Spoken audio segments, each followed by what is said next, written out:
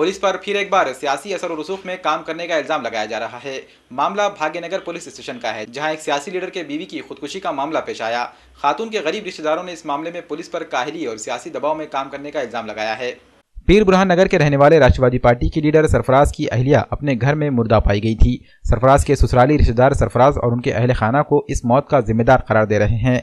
इस मामले में पुलिस ने दूसरे दिन एफआईआर दर्ज की। एफआईआर में पुलिस ने सरफराज और उनके रिश्तेदारों पर 306, 498A, 323, 504 और 34 दफात के तहत मुकदमा दाखिल किया है, लेकिन मुलजिमीन को अभी भी फरार बताया जा रहा है। मुतासरा खानदान का इल्जाम है कि पुलिस सियासी दबाव में काम कर रही है और मुलजिमीन को गिरफ्तार करने में कोताही और सुस्त रफ्तारी से काम ले रही है। मुतासरीन ने इस मामले में यह भी इल्जाम लगाया कि सरफराज अपने सियासी असर और रसूख का इस्तेमाल करते हुए जांच को मुतासिर कर रहे हैं। सरफराज के खुसर नेमत अली पाकिज़ा फंक्शन हॉल के पीछे रिहाइश पजीर हैं। इनका इल्जाम है कि हादसा हुए 2 हफ्ते गुजर गए, लेकिन पुलिस अभी तक सरफराज और उनके रिश्तेदारों को तलाश करने में नाकामी जाहिर कर रही है। इन्होंने सरफराज के साथ मौजूद अपने नवासे और नवासी के लिए भी फिक्रमंदी का इजहार किया।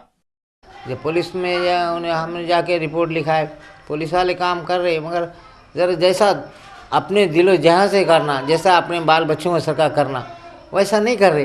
तो पुलिस भी समझ जाए कि भाई शरीफ लोग कैसे है, का ये कैसा है, इसका कैरेक्टर देखो कैसा है। पहले वो बोलता है कि मैं लीडर हूँ, पुलिस वाले कुछ भी नहीं कर लेते, मेरा पीने का मेरे पास लाइसेंस है।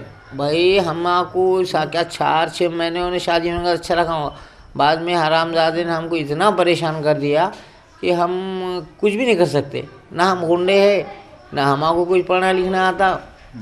हम शरीफ लोग हैं और हमको हरामजादे ने परेशान कर दिया।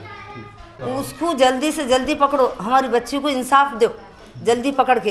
क्यों तो उन्हें बहुत ही बेरहमी से हमारी बच्ची का कत्ल कराओ। उन्हें आरोपी कत्ल है, वो कातिल है उन्हें हमारी बच्ची का, और उसको जल्दी से जल्दी ये करो बोलना। क्यों तो आज 11वां-12वां दिन है, आज अभी तक उन्हें मिला नहीं, फरार है। सास भी, उसकी जिठानी और उन्हें 3 आदमी फरार है अभी, तीनों के, और 2 बच्चे उसके बच्ची के, हमारे एक बेटा एक बेटी है। उसको 14 साल की बच्ची है, 10 साल का बच्चा है उसका, और वो बच्चों को लेके कहाँ फरार है कि उन लोगों को जल्दी से जल्दी पकड़ो। बच्चों के साथ भी कुछ भी कर सकता उन्हें, हमको ये डर है।